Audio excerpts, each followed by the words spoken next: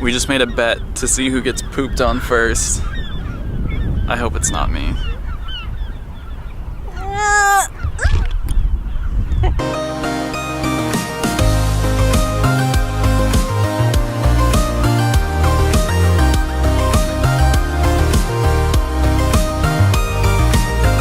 Today we're probably going to Channel Islands National Park.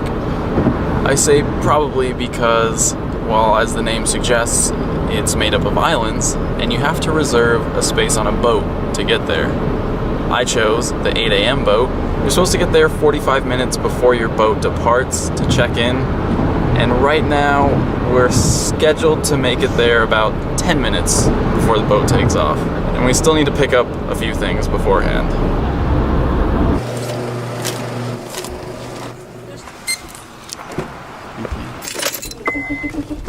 That took about 4 minutes, so now we're probably gonna make it there about 6 minutes before the boat departs.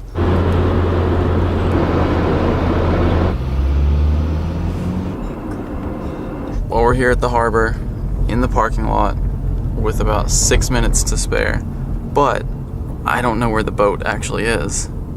Is that it? I know we're kind of late. The guys in groups, we have... Well, we made it.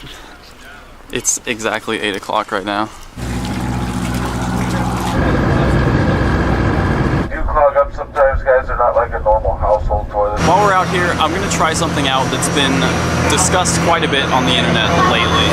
And that's using Incense when you're far away from any Pokemon spawn points. If you're in an area where there's no spawns mapped, Incense will draw from the entire pool of Pokemon when deciding what Pokemon will appear. I'm not sure if we're far enough from any spawn points right now to make this work, but I'm gonna put an Incense on and see what happens.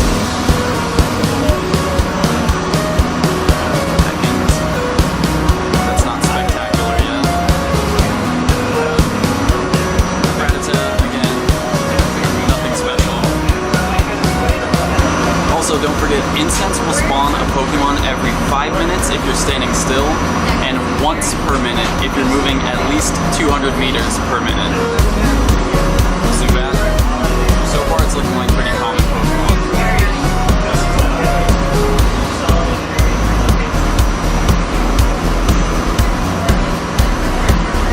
Cassie has an Incense on too now, so we're gonna see if, oh, there's a Caterpie nearby. Okay, so maybe we're not far enough from spawn points to make this work properly. Why is there a Caterpie nearby? We're literally in the middle of the ocean right now. Well, there it is. Right along the route. You know what? Maybe enough people travel along this route on boats back and forth every day that there's enough cell data recorded for Pokemon to spawn. In which case, obviously this Incense trick isn't going to produce anything special. We at least have to get some water types. Floating out here in the water. Sinking out there. Voltor, that's interesting.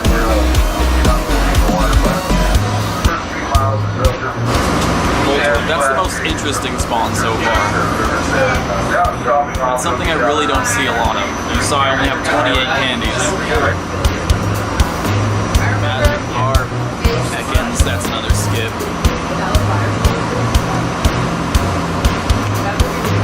Well, my game's stuck, my service is slowing down, and I'm getting a little seasick, so I'm gonna go stand outside.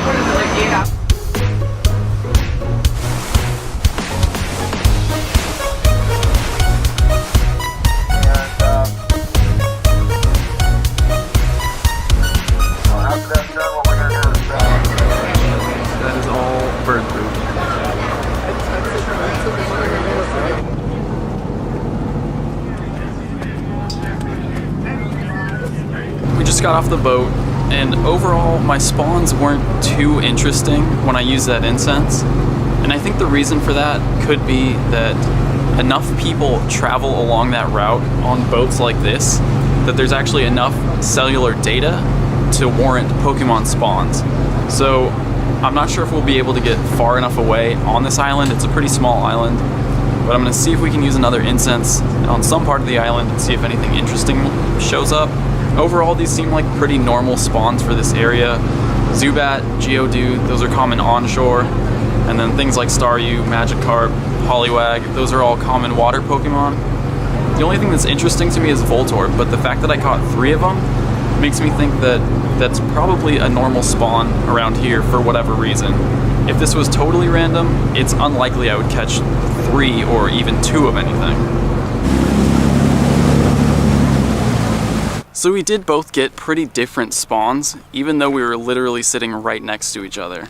We both got water types, but we got different water types. She got Tentacool, Shelder, even a Dratini, but the water types I got were different. The only thing we had that overlapped on our list was a Caterpie, a Sandshrew, and a Magikarp. Also Rattata. Interesting. It looks like there's actually 2 gyms and quite a few Pokestops on the island, the first of which is right here.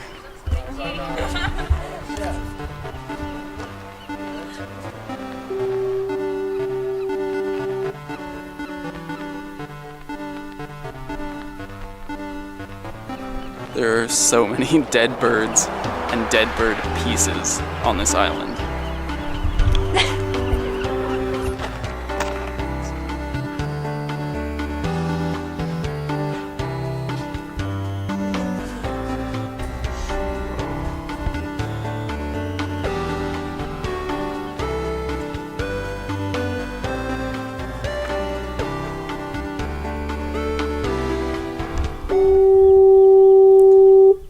We're here at the lighthouse. We can't go past this point because this foghorn is really loud and annoying. But luckily, this bench is in range of the gym. So, since we're here for another 7 hours, we're just gonna hang out, train the gym up, and leave some pretty decent Pokemon here.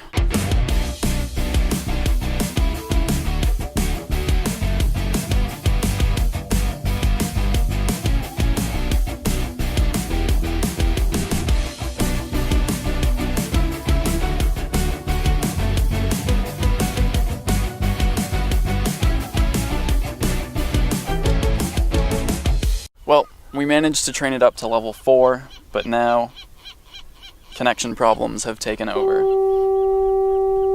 I'm stuck with the spinning Pokeball. Nothing's loading. I haven't even been able to put my Pokemon in the gym. Luckily, we are here for another 6 hours. So we're gonna walk around, check out the rest of this very small island, and then maybe come back up here and see if I can leave a Pokemon later. Seriously, small island. A lot smaller than I expected. That's all of it.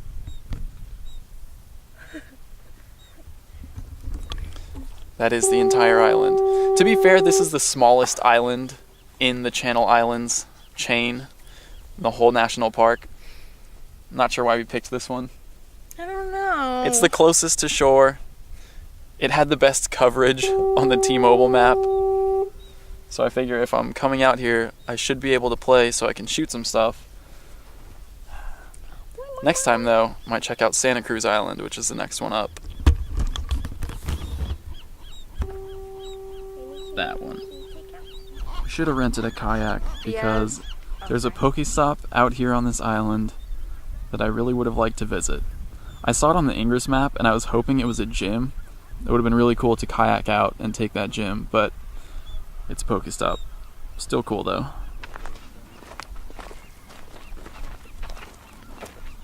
I'm using Pokemon Go as a trail map as we walk around the island, and it seems like the farther we get from the gyms and Pokestops, the less Pokemon appear in the sightings. So I'm hoping if we can get all the way down to the other end of the island without seeing anything on the sightings, we might be able to use Incense to attract some rare Pokemon.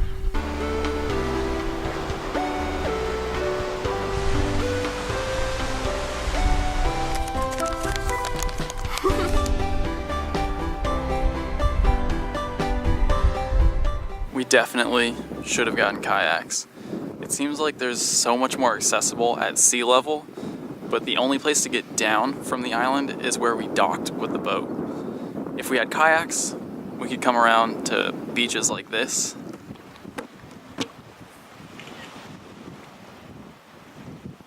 There's actually a lot of sea caves down by the water also that we could have probably explored with some kayaks. Cave, probably a cave too. There are campsites on the island if you're interested in staying here among the bird corpses for any reason.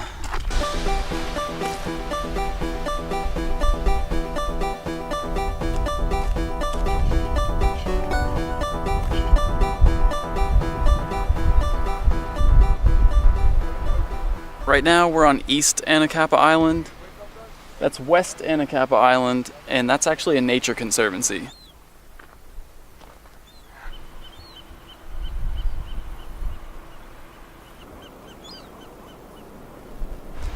This is the far west end of the island. I was hoping that this would be far enough from any Pokemon spawns that we could try to use an Incense. Obviously it's not, because there's a Nidoran on the sightings list. So we're gonna follow this loop trail back and probably eat some lunch.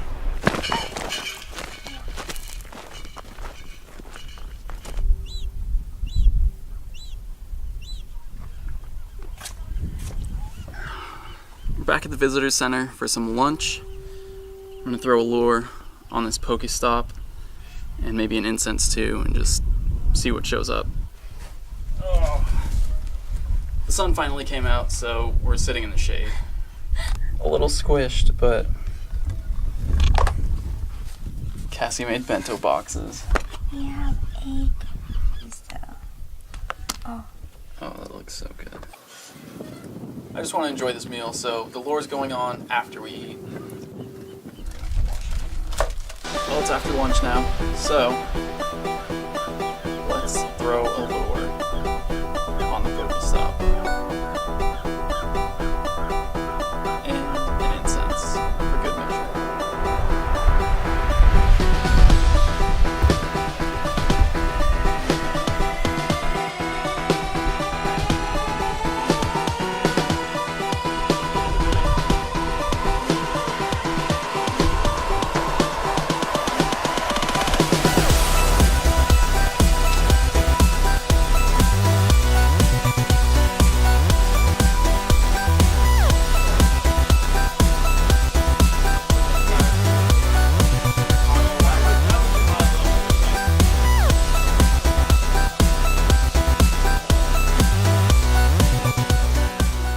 That was a little frustrating.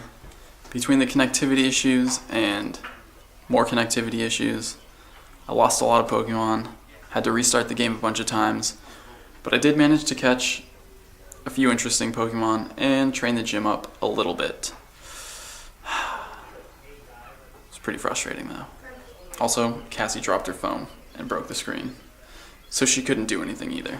Even though her service is working, she had a solid connection. We're both on T-Mobile. I'm not sure what the issue is. And we're here for another 3 hours. I'm gonna tell you right now, if you come out to Anacapa Island, you don't need to spend 8 hours here. You can see the whole thing in 2. I finally found a spot with a decent connection, so I've just been training up the gym, and a Butterfree just appeared. I've seen a lot of Caterpies, 1 Metapod, and now this Butterfree's here. So that does kind of support the theory that if you're seeing a lot of one Pokemon, you might eventually see the evolved forms of that Pokemon appear. That should do it. Butterfree, out here on Anacapa Island. Confusion Signal Beam. Let's check its IVs. Below 50%. That's cool though. That's the rarest Pokemon I've seen here so far. Also, on a side note, now that the sun's out, the island looks a little bit less depressing.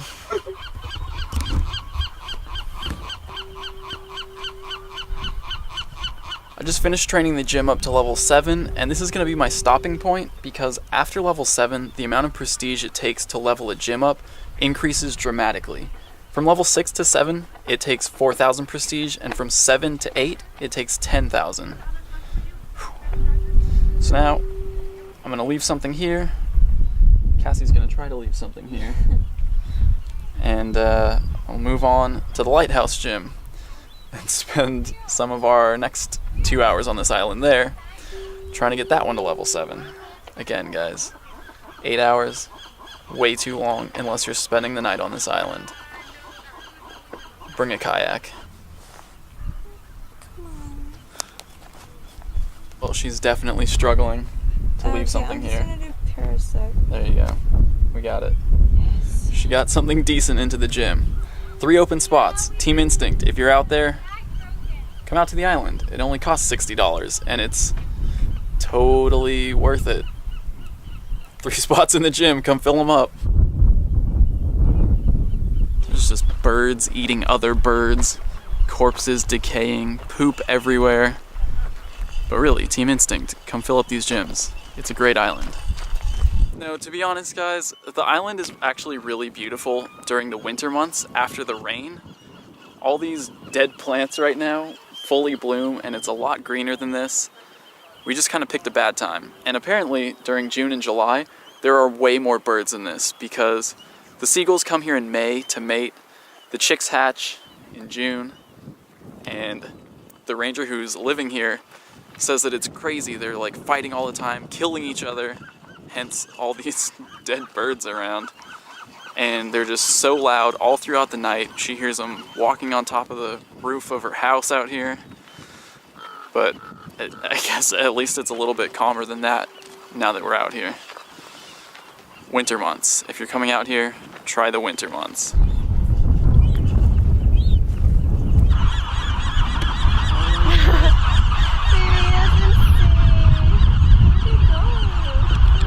This is it. If one of us is getting pooped on, it's happening now.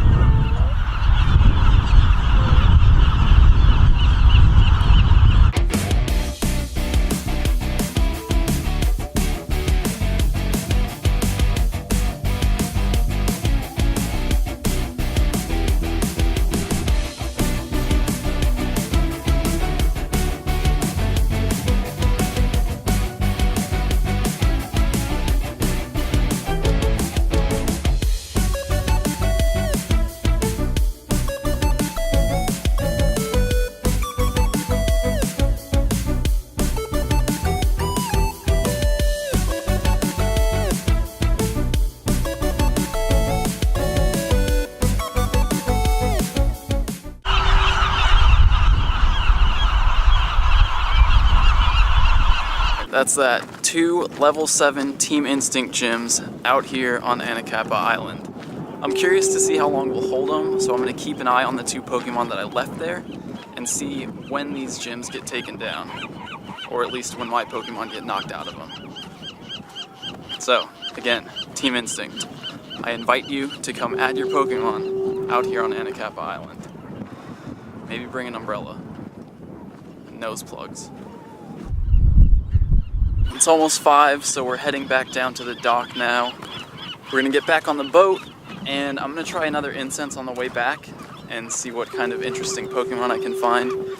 On the way here, it seemed like a lot of what spawned I also saw here on the island, so that route might be mapped. You did it again. What are you doing? You're gonna get pooped on like that. But it seems like that route that the boat takes from the mainland to the island might be mapped with the same spawns as the island, but I'm curious to see what we find this time.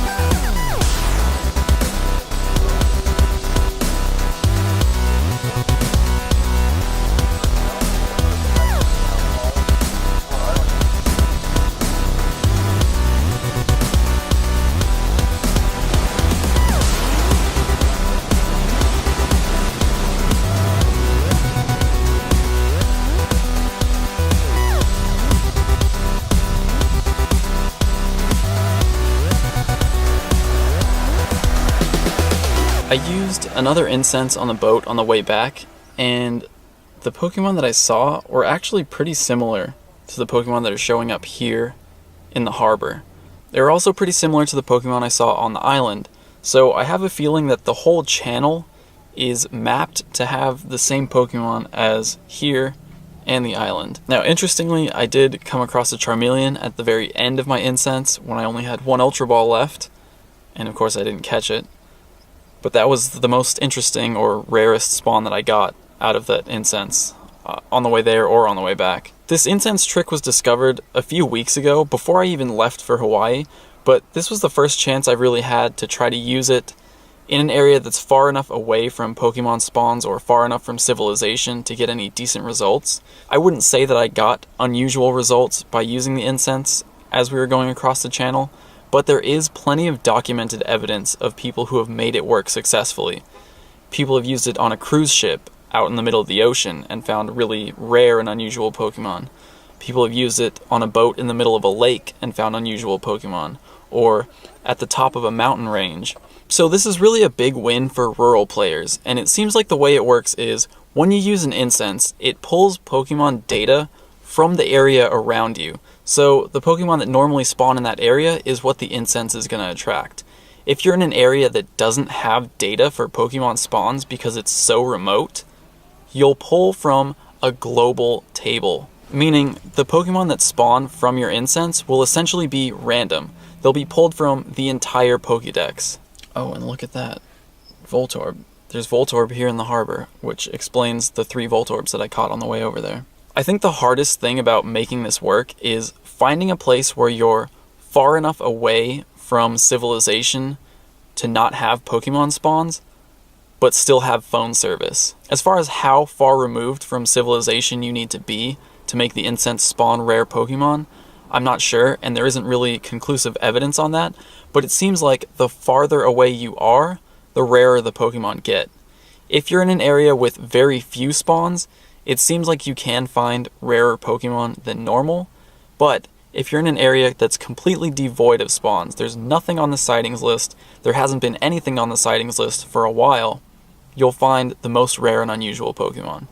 So, if you have a chance, go out, try and test it. National parks are free this weekend. I know there's probably only going to be 12 hours left by the time you watch this video, but if you want to try this, try heading out to a local national park or a hiking trail and see what you can find. Let me know in the comments or on Twitter if you find anything unusual. And as always, thank you for watching. Thank you for putting up with the birds squawking all day. We'll see you tomorrow. Obviously, the biggest change that comes with 2nd generation is the addition of new Pokemon. There are 100 new unique species of Pokemon in 2nd generation, but a few of them are related to some we already know from 1st generation. 10 1st generation Pokemon get new evolutions in 2nd generation, so you want to save up candies for these species if you want to evolve them.